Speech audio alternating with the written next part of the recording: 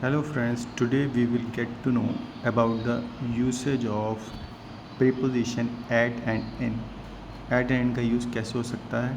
We will learn and we will see that how we are using in the different kind of sentences.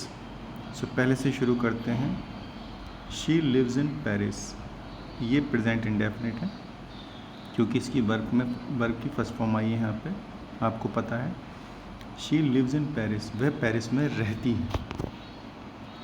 तो जब हम किसी बड़ी country की बात करते हैं तो वहाँ हमेशा इन आता है. जैसे वो इंडिया में रहती है, she lives in India. But हम अगर कहें कि वह इंडिया में दिल्ली में रहती है तो उसको हम ऐसे बोलेंगे शी लिव्स एट दिल्ली. मतलब जो छोटी वाली जगह होगी उसके लिए आप बोलोगे हमेशा at. She lives in India at Delhi. तो बड़ी जगह के लिए हमेशा एन आएगा और छोटी जगह के लिए एट आएगा. और इनकी हिंदी मैं होती है, वह दिल्ली में रहती है. वी मेट, अगला सेंटेंस देख लेते हैं. We met at the park, हम पार्क में मिले. अब मुझे कैसे पता चला कि ये पास्ट इंडेफिनिट है? क्योंकि यहाँ पर वर्ब की सेकंड फॉर्म आई है. मिलने की होती है मीट और मैट और met third form. Second form met, third form met.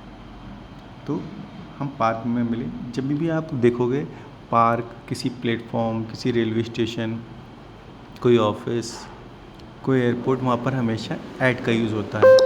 तो ये एक रूल है, ये आप इसको एक तरीके से याद कर लो, मेमोराइज़ कर लो इसको.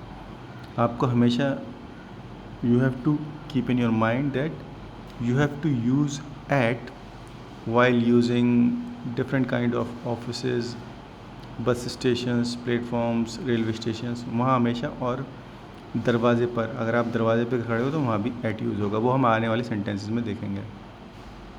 नेक्स्ट सेंटेंस देख लेते हैं. The cat is in the box, बिल्ली डिब्बे के अंदर है. अंदर है तो the cat is in the box. Simple है ये तो. I am waiting at the bus stop, मैं बस स्टॉप पर इंतज़ार कर रहा हूँ. तो जैसे मैंने बताया आपको पहले कि हमेशा बस स्टेशन वगैरह से पहले एट यूज़ होता है, तो आप हमेशा एट लगाओगे. कर रहा हूँ प्रेजेंट इंडेफिनिट, वर्ब की फर्स्ट फॉर्म में आई एन जी आएगा. तो यहाँ पर इन्होंने आई एन जी लगाया. I am waiting at the bus stop. The keys are in my pocket, चाबियाँ मेरी जेब में हैं. तो सिंपल है ये तो, अंडरस्टूड है.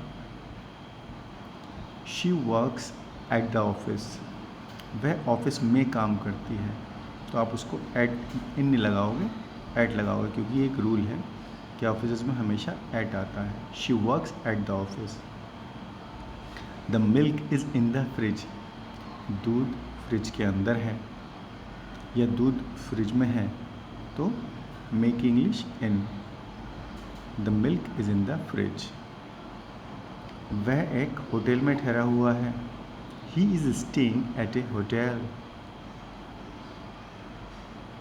The kids are playing in the yard, बच्चे मैदान में खेल रहे हैं.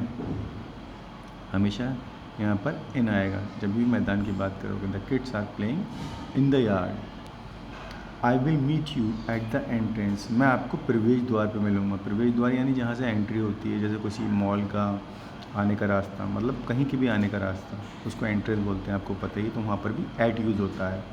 आप इसको याद कर लो कि यहाँ पर ऐट. जैसे कई बार हम कहते हैं ना, मैं मॉल के दरवाजे पे खड़ा हूँ, I am standing at the malls door या मॉल्स एंट्रेंस, तो इसलिए ऐट आया है. किताबें मेरे बैग में, द बुक, किताब मेरे बैग में, the book is in my bag. He is sitting at the table, वह टेबल पर नहीं, वह टेबल के पास बैठा हुआ है. He is sitting at the table.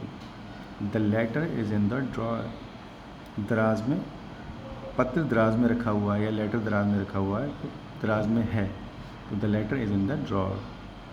I am at the library now, मैं लाइब्रेरी में हूँ इस टाइम. यहाँ पर इन नहीं आएगा, हमेशा एट आएगा. ये रूल है. तो आप इसको ऐसे बोलोगे, आई am at the library now. और गाइस आपको जो है चीज़ों को समझना है, जल्दी नहीं करना है. जैसे मैंने इसमें काफ़ी सेंटेंस यहाँ पर दिए होंगे, तो इनको समझो और अपने प्रैक्टिकल यूज़ में बनाओ. और इस तरीके से इंग्लिश सीखते रहने के लिए चैनल को लाइक करो, शेयर करो और प्लीज़ सब्सक्राइब करो.